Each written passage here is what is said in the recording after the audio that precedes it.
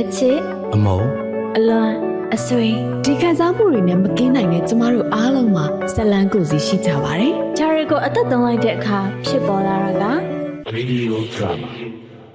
မင်္ဂလာပါရှင်ဒီတစ်ပတ် Radio Drama ကနေတော့ကျမတို့စာရေးသူ J1 ရဲ့ကျမငင်ဆွဲချိုးဆိုတဲ့အမည်ရတဲ့ဇလန်းလေးကိုတင်ဆက်ပေးမှာပါ။နားဆင်ခန်းစားကြည့်ပါဦး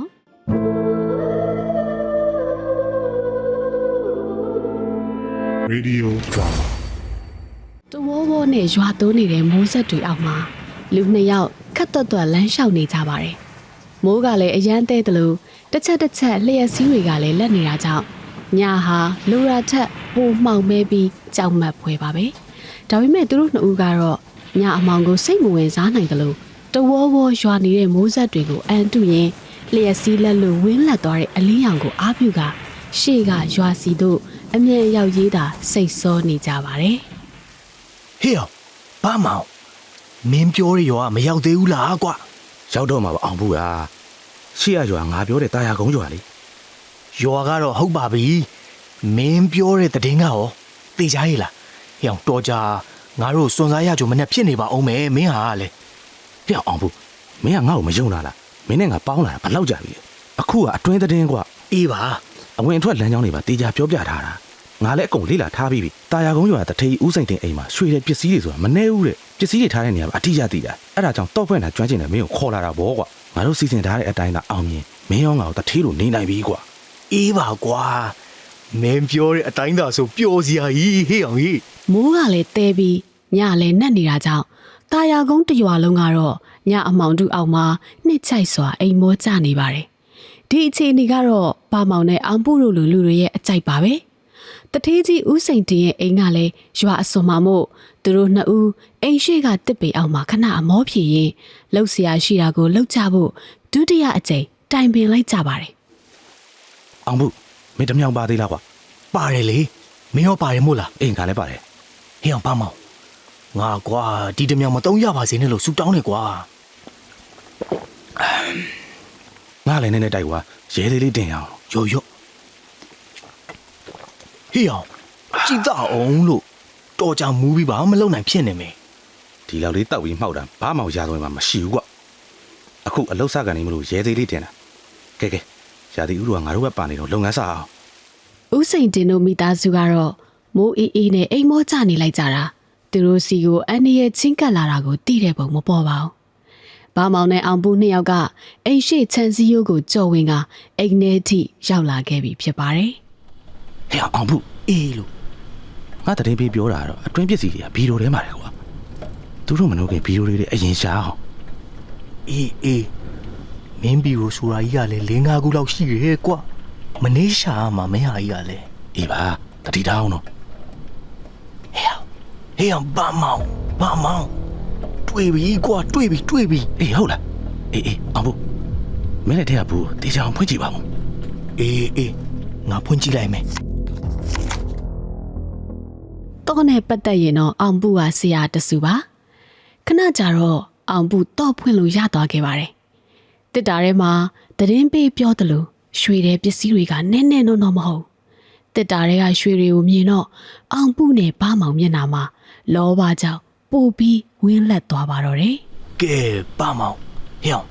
လက်စားသက်စရာရှိရမြင်လက်စားသက်တော့ပြီးငါတို့သွားကြရအောင် အေးအောင်ဘူး ။သူတို့နှစ်ဦးလည်းဖွင့်ထားတဲ့ဗီဒီယိုတကားတွေတည်သက်စွာပြန်ပိတ်လိုက်ကြပြီးအိမ်ကြီးတွေကနေတိတ်တိတ်ဆိတ်ထွက်သွားကြပါတယ်။သူတို့နှစ်ဦးထွက်ခွာသွားပြီးတအောင်လောက်ကြာတဲ့အချိန်မှာတော့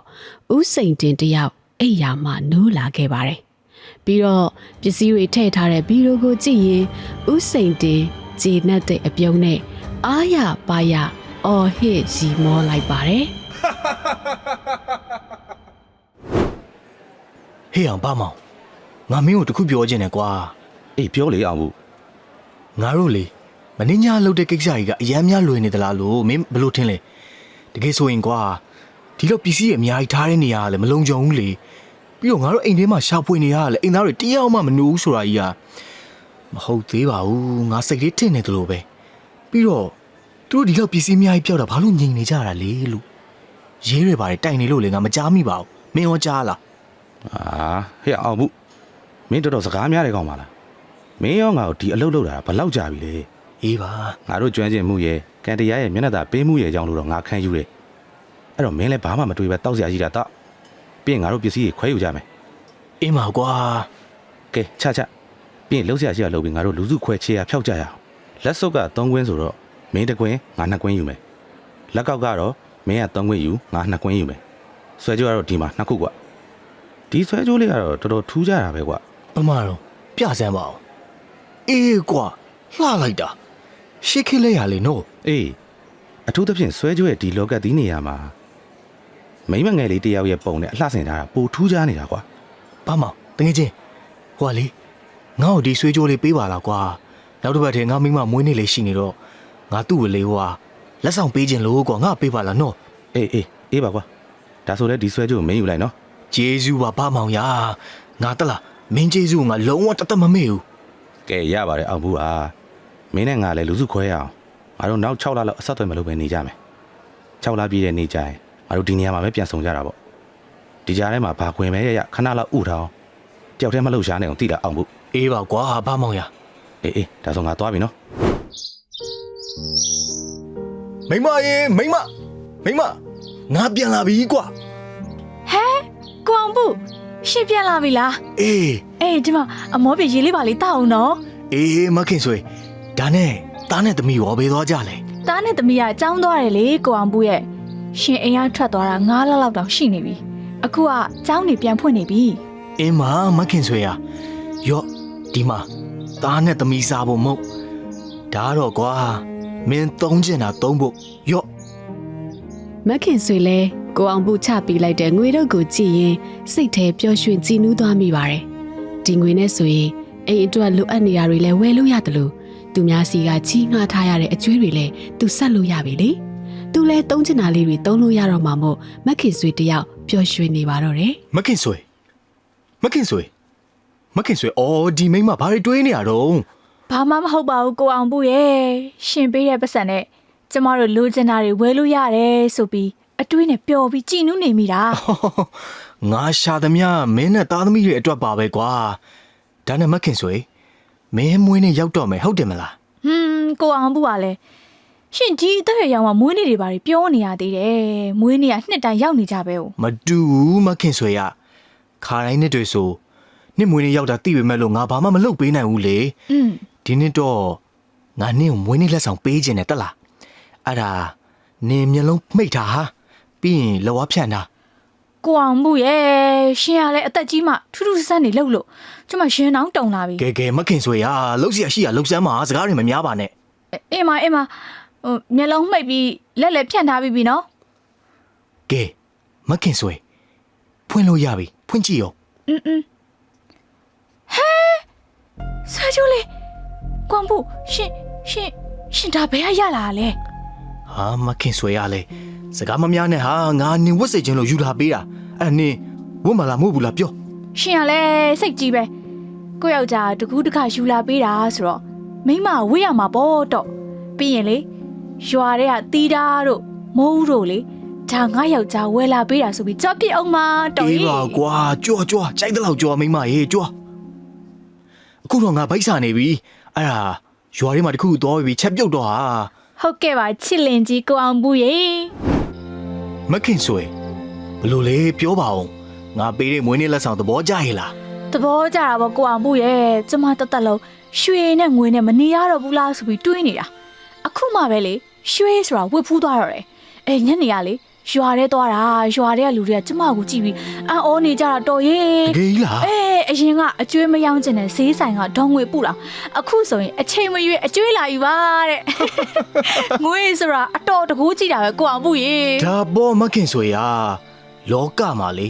ငွေတဲ့တကိုးကြီးကဘာရှိသေးလို့လေငါ့ကိုပြစမ်းပါဦး နော်ဒါနဲ့ကွာမှုကျမရှင့်ကိုပြောစရာလေးရှိသေးတယ် ပြောလေမခင်ဆွေနင်ကလေစကားပြောမဲ့ကိစ္စကိုကြီးကြီးတွေလုပ်လို့ ဒီလိုလေးကိုအောင်ဘူးရဲ့ရှင်ဒီတစ်ခေါက်ပြန်လာတာပတ်စံနေပြန်ပါလာတာမနေဘူးပြီးတော့ကျမစီမှာဆွဲကြိုးတကုံးလည်းရှိနေပြီပဲအဲ့ဒါရှင်ပါလာတဲ့ပတ်စံနေနဲ့ကျမစီကဆွဲကြိုးလေးကိုထုခွဲရောင်းချပြီးတော့လေရွာမှာလဲလေးဝယ်ပြီးကောင်းရောင်းကောင်းဝယ်လှုပ်စားကြရအောင်နော်ရှင်လည်းသားနဲ့သမီးကိုခွဲပြီးဘဲမှသွားစရာမလိုတော့ဘူးလေကျမလည်းရှင်ကိုမပြောပေမဲ့ရှင်ထွက်သွားခြင်းအစားပြီးတရက်မှ ကျမမစိတ်မအေးရပါဘူးကိုအောင်ဘူးရဲ့ကျမလေရှင်ပြန်လာမှပဲစိတ်အေးရတယ်ဟိုကျမပြောသလိုလောက်ကင်စားတောက်ကြရအောင်နော်ကိုအောင်ဘူး အင်းပါမိမရေအဲ့ကိစ္စတွေကနောက်မှအေးစေးစဉ်းစားလို့ရတယ်ခုကတော့စားစရာရှိရစားမယ်တောက်စရာရှိရတောက်မယ်ကွာပြီးတော့ငါလက်ဆောင်ပေးတာကြီးဆွေးကြိုးကိုရောက်မယ်လို့မပြောစမ်းပါနဲ့ဟာငါဘောကမှလေနင်းနဲ့စပြီးအိမ်တောင်ကြကြတဲ့ကအခုမှနင်းကိုဆွေးကြိုးလေးတကုံစင်ပေးနိုင်တာမို့လားဘတော်မှမယောင်းရအောင်ငါစူးစမ်းပါမယ်မခင်ဆွေရေနင်းရဲ့စကားများတယ်ဟာငါရဲ့အချင်းနေပြီငါအိပ်ရလေးပါလေခင်းပေးပါအောင်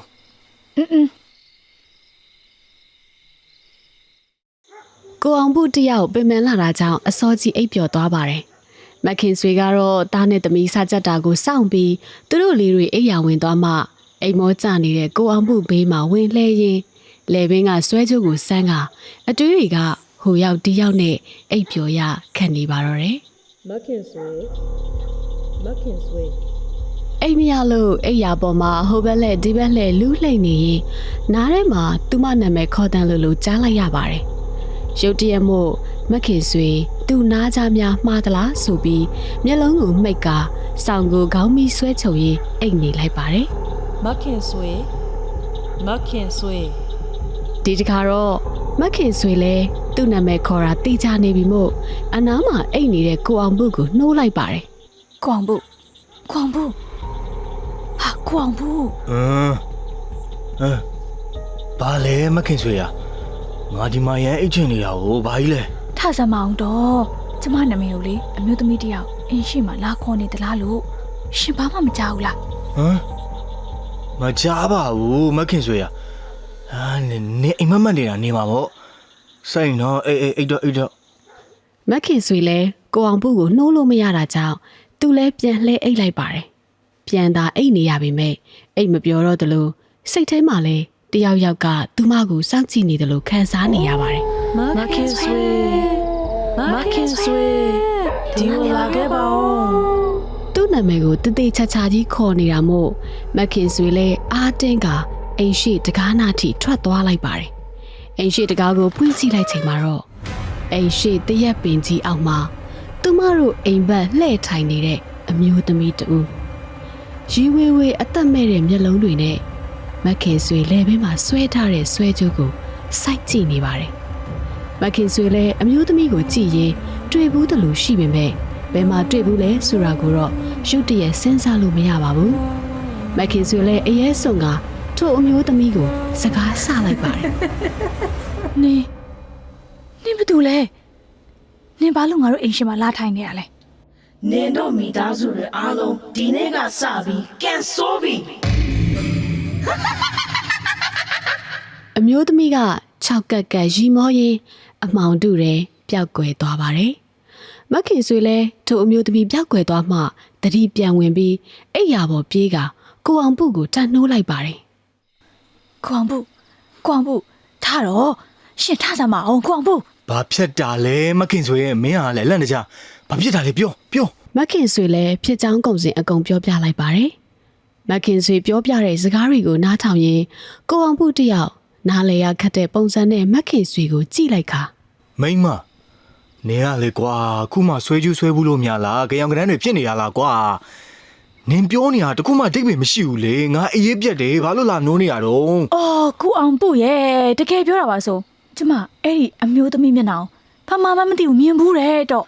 ကဲပါမိမရဲ့နင်ကြောက်နေငါဖတ်ထားပေးပါမယ်လာအိတ်တော့ကိုအောင်ပုတယောက်ကတော့ပါလာသမျှပတ်စံတွေနဲ့တနေ့တောက်လိုက်စားလိုက်ဖဲဝိုင်းကြောက်ဝိုင်းသွားလိုက်နေစိန်ကြနေပါတယ်မခင်ဆွေကတော့ခုရက်ထဲအိမ်မက်တွေလည်းမကောင်းတလို့အိမ်မက်ထဲမှာလည်းဟိုအမျိုးသမီးကသူ့အနာလာထိုင်ပြီးသူတို့မိသားစုကန်ဆိုးမဲ့အကြောင်းကိုခဏလာပြောနေပါတယ်တခါတလေလဲအိမ်ထဲမှာတယောက်ယောက်ကအမြဲစောင့်ကြည့်နေတယ်လို့မခင်ဆွေခံစားနေရပါတယ်ကိုအောင်ပုကိုပြောပြပြန်တော့လေသူပြောပြသမျှကိုစိတ်မဝင်စားပဲလှုပ်ချင်တာသာလှုပ်နေတယ်မခင်ဆွေကတော့အခုမှဆွဲဘူးတဲ့ဆွဲကြိုးလေးကြောင့်ဒီလိုအိမ်မက်တွေမှတ်နေသလားလို့တွေးမိပြီးဆွဲကြိုးလေးကိုရောင်းပစ်ချင်ပေမဲ့ကိုအောင်ပုကမရောင်းရဘူးလို့ပြောထားတာကြောင့်မရောင်းရဲလဲဖြစ်နေရပါတယ်ကိုအောင်ပုရှင်လဲလေတနေ့တောက်လိုက်စားလိုက်လောင်းကစားလုပ်လိုက်နဲ့ရှင်ဦးလာတဲ့ပတ်စံတွေလဲတဖြည်းဖြည်းနဲ့ကုန်တော့မယ်ရှင်ကုန်တော့လဲဘာဖြစ်လဲမခင်ဆွေရ ငါခီးထက်ထွက်ယုံပေါ့လူဘွားဆိုတာတူတူလေးအချိန်ရှိအောင်စားတော့ရတာနင်ဘာမှတွေးဘူးမနေနဲ့မင်းကြီးကလည်းလူမမာကြီးကြနေရပဲကွာဥပတ်တန်ကြဥပတ်ရောက်တယ်မခင်ဆွေကစိတ်ကိုပေါ့ပေါ့ထားစမ်းပါ မ လို့ ဟုတ်ဘူးကိုအောင်ဘူးရဲ့အခုဖြစ်နေရတွေကလေကျမစိတ်ကြောင့်ဖြစ်နေတာမဟုတ်ဘူးအိမ်မက်ထဲကအမျိုးသမီးကကျမဆွဲထားတဲ့ဆွဲကြိုးတွေကအမျိုးသမီးနဲ့အရန်တူတယ်လို့ကျမခံစားနေရတယ် ကဲမခင်ဆွေငါရက်တော့ရတာဇိမ်ပြတ်တယ်နော်တော်ပြီနင်လည်းလှုပ်ရှားရှိရလှုပ်တော့ ကိုအောင်ဘူး မခင်ဆွေပြောမခင်ဆွေ လာပြီတော့လာပြီကဲဘာဖြစ်လာကြတာတော့နင်တို့နှစ်ယောက်ကလည်းအလက်လက်ချနဲ့ ဟိုမခင်ဆွေဟိုလေမခင်ဆွေတားတဲ့သမီးလေကျောင်းအပြန်ရေစီးကူးရင်းနဲ့လေရင်းနဲ့လို့ဆုံးပြီလေဗျအဲ့ဒါကျွန်တော်တို့ပြေးရပြောခိုင်းတာလား ခုချောင်းဆိုင်မှာလူတွေအများကြီးရောက်နေတယ် ကျမသမီးကျမနေရတဲ့ကျမ မခင်ဆွေအတတိထားအောင်လေဗျာမခင်ဆွေ ကလေးတွေကိစ္စဖြစ်ပြီးရဲ့နောက်ပိုင်းကိုအောင်ဘူးတယောက်အရင်ကထပ်ပိုဆိုးလာပါတယ်အိမ်မှာမနေတော့ပဲတနေ့ကုန်မူယူတောက်စားနေပါတော့တယ်မခင်ဆွေတယောက်မှလည်းအရင်ကထပ်ပိုပြီးတော့ပိန်ချုံလာတယ်လို့ဆွဲကြိုးကိစ္စစကားဆလိုက်တိုင်းကိုအောင်ဘူးကတမဲဆွဲကြိုးကလူကိုဘာလုပ်နိုင်မှာလဲဆိုပြီးဆဲဆူကြိတ်မောင်းပါသေးတယ်ဒါကြောင့်မခင်ဆွေလည်းဘာမှမပြောတော့ပဲကြိတ်မိတ်နေကကလေးတွေရဲ့စိတ်နဲ့လူလဲအိပ်ရာတဲ့လဲသွားပါတော့တယ် မခင်ဆိုရင်ငါနင်းကမပြောခဲ့ဘူးလားနင်တို့မိသားစုရဲ့အားလုံးကန်ဆိုးပြီဆိုတာ နေရဘာတူလဲငါတို့မိသားစုကိုဘာလို့နောက်ရှက်နေရလဲ ငါနောက်ရှက်တယ်လေလားနင်အဲ့ဆွဲကြိုးကိုစဆွဲလိုက်တဲ့နေ့ကနေစပြီးတော့ကန်ဆိုးသွားတာပဲ ဒါဆိုငါဘာလုပ်ပေးရမလဲဟုတ်နေပြောရမှာတမငါအကုန်လုပ်ပေးပါမယ်ငါဘာလုပ်ပေးရမလဲ အခုမှတော့ဘာမှလုပ်ပေးလို့မရတော့မခင်ဆိုရင် မတော်နဲ့နေမတော်ရအောင်ဟိုငါကလေးတွေပြန်ပေးပါမတော်ရအောင် မခင်ဆွေစိတ်ထိန်မပေါ့ဟာ ကိုအောင်ဘူးကျမအခုပြောမယ့်စကားတွေကိုသိချာနာထောင်တော့ပြီးရင်ကျမရဲ့နောက်ဆုံးဆန္ဒကိုဖြည့်ဆည်းပေးပါနော်ကိုအောင်ဘူး အင်းမခင်ဆွေဟာ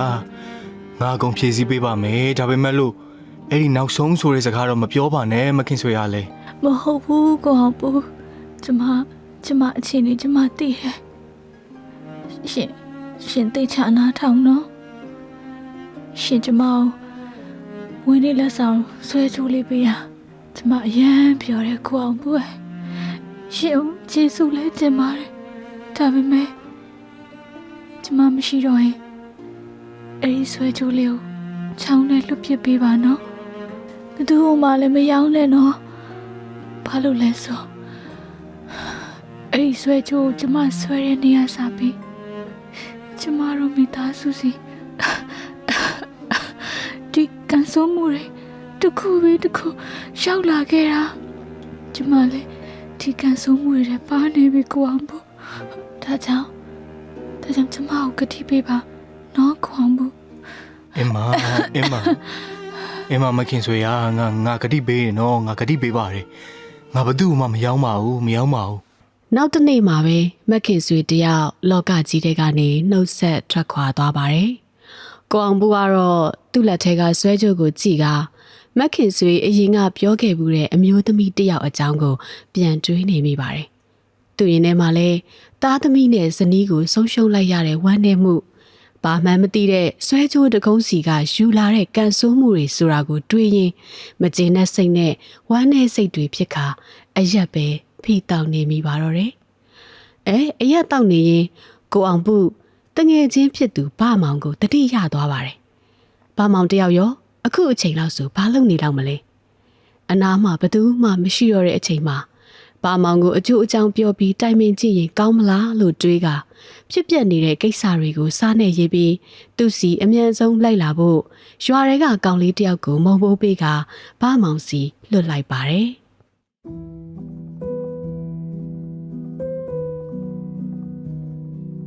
အောင်ဘူးဟေ့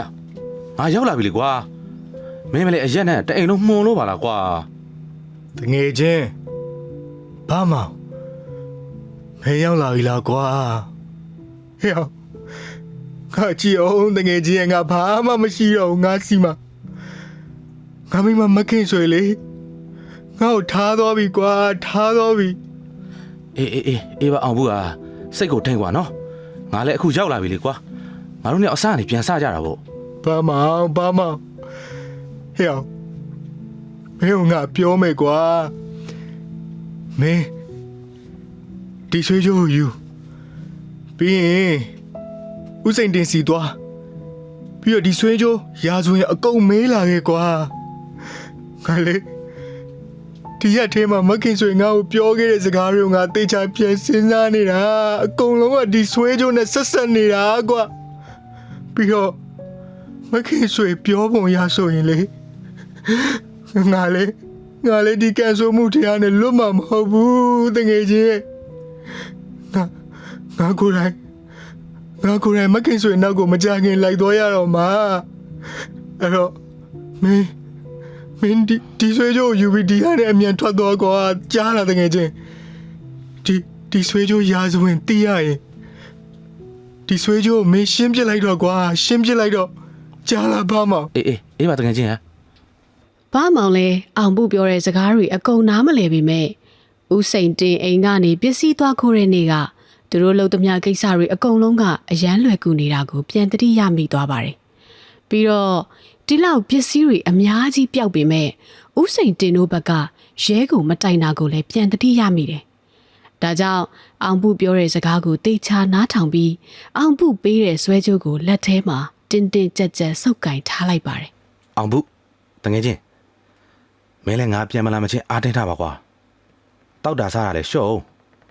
မင်းတို့ဒီကံကြမ္မာဆိုးကနေကဲတင်နိုင်မဲ့နီးတဲ့အောင်အမြန်ဆုံးရှာပြီးပြန်လာခဲ့မယ်ကွာသွားပြီတကယ်ချင်း ဘာမောင်တယောက်ဦးစိန်တင်အိမ်ကိုခိုးဖို့တည်င်းပေးတဲ့ဖိုးငူဆိုတဲ့လူကိုလိုက်ရှာဖို့ထွက်လာခဲ့ပါတော့တယ်ဖိုးငူကနေပဲဒီဇလန်စခဲ့တာဖိုးငူဆိုတာဦးစိန်တင်အိမ်မှာအလုပ်လုပ်တဲ့သူဖြစ်ပြီးသူတို့ကိုလည်းတည်င်းပေးပြီးကြတဲ့ကတည်င်းအစအနာဖျောက်ခါနေထိုင်နေတယ်လို့သိရပါတယ်ဘာမောင်ကလည်းအဆက်အသွယ်ကောင်းတာမို့နောက်ဆုံးတည်င်းပေးဖိုးငူကိုရှာတွေ့သွားပါတယ်ဖုံးကိုချင်းချောက်ပြီးအကျိုးအကြောင်းမေးကြည့်လိုက်တော့စလေဆုံးအရာအားလုံးကိုတထေးကြီးဦးစိန်တင်ကအကွက်ကြကြစီစဉ်ထားကြောင်းသိလိုက်ရပါတယ်။ဒါကြောင့်ဘာမောင်လဲဦးစိန်တင်စီမှာတော့ဆွဲကြိုးနဲ့ပတ်သက်တဲ့အဖြစ်ရှိမယ်ဆိုတာကိုခံမှန်းမိပြီး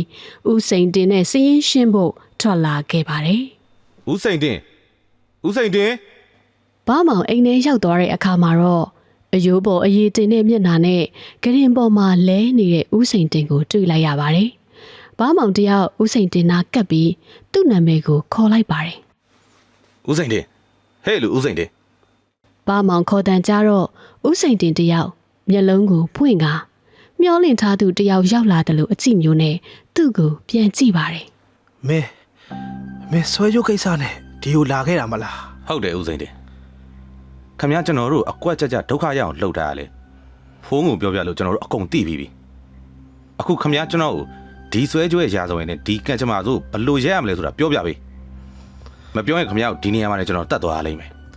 ငါလည်းသိချင်နေတာပါကွာမင်းတက်ပြီးတော့လေပူကောင်းတာပေါ့ငါမင်းတို့ပေါ်လောက်ခဲ့တာငါ့ကိုခွင့်လုပ်ပေးပါကွာတကယ်တော့ဒီဆွဲကြိုးကရှမ်းပြည်မှာငါစီးပွားရေးလုပ်နေတော့အဖွားကြီးတယောက်ငါ့ကိုအကျွေးမပေးနိုင်လို့ဆိုပြီးသူ့မှာရှိတဲ့ဆွဲကြိုးငါမတရားသိမ်းထားလိုက်တာဒီဆွဲကြိုးငါမိမဝတ်တဲ့နေ့ကနေစပြီးငါတို့မိသားစုလဲကကြမ္မာဆိုးတွေကြုံရတော့တာပဲပထမဆုံးငါအိမ်မှာအတူနေတဲ့ငါတူလေးလဲလူမချောင်းရိုက်ခံပြီးဆုံးသွားခဲ့တယ်ငါမိမလဲမကောင်းတဲ့အိမ်မှာဒီခဏခဏမှတ်တယ်ငါလဲဒါမျိုးတွေယုံကြည်မရှိတာမို့လို့အစကယူမဆိုင်ခဲ့မိဘူးဒါပေမဲ့ငါမိမအခြေအနေဟာဒီနေ့တခြားနဲ့ပိုဆိုးလာတယ်ငါသားတယောက်လဲမြို့သွားရင်ကားတိုက်ခံလိုက်ရတယ်အဲ့ဒီအချိန်ကနေစပြီးငါမိမပြောတဲ့စကားကိုပြန်စဉ်းစားပြီးတော့ဒီဆွဲကြိုးတန်တရားဝင်လာခဲ့တယ်ဒါကြောင့်ငါပစ္စည်းအချို့အဆုံးခံပြီးတော့င ငါမင်းတို့အကွက်ကြကြစီစဉ်လိုက်ရတာပဲမင်းတို့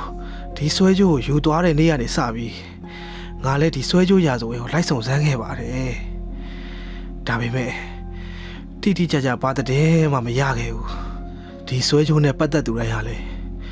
လောကကြီးတဲ့ကနေတနည်းမဟုတ်တနည်းနဲ့ထွက်သွားကြရတာပဲဒီဆွဲကြိုးကိုဆွဲမိသူတိုင်းနဲ့တက်ဆိုင်တဲ့မိသားစုတိုင်းဟာလေဒီကံကြမ္မာဇိုးကနေပြေးမလွတ်ခဲ့ဘူးငါလည်းမင်းတို့ဆွဲကြိုးပေးလိုက်နိုင်ပြီမယ်ဒီကံကြမ္မာဇိုးကနေတော့ငါမလွတ်နိုင်ခဲ့ဘူးငါမိမလည်းတနေ့တခြားပိုးဆိုးလာပြီးတော့ယူသွပြီးဆုံးပါခဲ့ရတယ်ငါလည်းဘယ်နေ့တည်မလဲဆိုတာကိုဒီကတဲ့မှာပဲလဲစောင့်နေခဲ့ရတာငါတည်မဲ့နေ့ကိုတယောက်ယောက်ကအမြဲစောင့်ကြည့်နေတယ်လို့ငါခံစားနေရတယ်မင်းတငယ်ရဲ့ဖြစ်ကိုလည်းငါကြားပါတယ်ငါလည်းစိတ်မကောင်းပါဘူးအစကငါမျောလင့်တာမင်းတို့ယူသွားတဲ့အချိန်မှာငါဒီဆွဲကြိုးရဲ့အဖြစ်ကိုရှာပြီးမင်းတို့ပြောပြပြီးကဲတင်မလို့ပါပဲဒါပေမဲ့ငါမလုံနိုင်ခဲ့ဘူးငါမိသားစုအတွက်ငါအတ္တဆန်ဆန်နဲ့မင်းတို့ကိုချနှင်းမိတာငါတောင်းပန်ပါတယ်ကွာဒါပေမဲ့ဒါတွေအားလုံးကငါတို့လှုပ်ခဲ့တဲ့မကောင်းမှုတွေကြောင့်ငါတို့ပြန်ခံရတာပေါ့ကွာမင်းလည်းဒီဆွဲကြိုးကိုလက်စဖျောက်ပြီးလွန့်ပစ်လိုက်ပါတော့တခြားသူတွေကိုငါတို့လိုအဖြစ်ဆိုးမျိုးမကြုံပေးရစေနဲ့တော့ကွာ ဘာမောင်တယောက်ဦးစိန်တင်ကိုစိတ်ဆိုးပြီးလာခဲ့ပေမဲ့ဦးစိန်တင်ပြောပြတဲ့စကားတွေကိုနားထောင်ပြီးတဲ့အခါမှာတော့ဘသူကိုအပြစ်တင်ရမယ်မသိတော့ပဲစိတ်ကိုလျှော့ကာပြန်ထွက်လာခဲ့ပါတော့တယ်။အောင်ဘူးလည်းသူ့အပြန်လာကိုမစောင့်နိုင်တော့ပါဘူး။အရက်ကြောင်ကြောင်ပြီးရေရင်းနဲ့ခုန်ချသွားလို့ဆုံးပြီဆိုတဲ့သတင်းကသာသူ့ကိုစီကျူစောင့်နေပါတယ်။ဘာမောင်တယောက်လည်းမကောင်းမှုလောဘကြောင့်ခံရတဲ့အဖြစ်ဆိုးတွေဘဲကမှမသိရောက်လာတဲ့ဆွဲကြိုးတကုံကြောင့်ကြုံတွေ့ရတဲ့အောင်ပုတို့ဦးစိန်တင်တို့တခြားသူမသိတဲ့လူတွေရဲ့အဖြစ်ဆိုးတွေကိုတွေးမိပြီးဆွဲကြိုးကိုတသွင်သွင်စီးဆင်းနေတဲ့ချောင်းထဲကိုလှုံ့ပစ်လိုက်ပါတော့တယ်ကဲသွားပြီးတော့ကျွန်မငင်ဆွဲကြိုးကြီးဒီကြီးအောက်မှာပဲထာဝရနစ်မြုပ်လိုက်ပါတော့ကွာ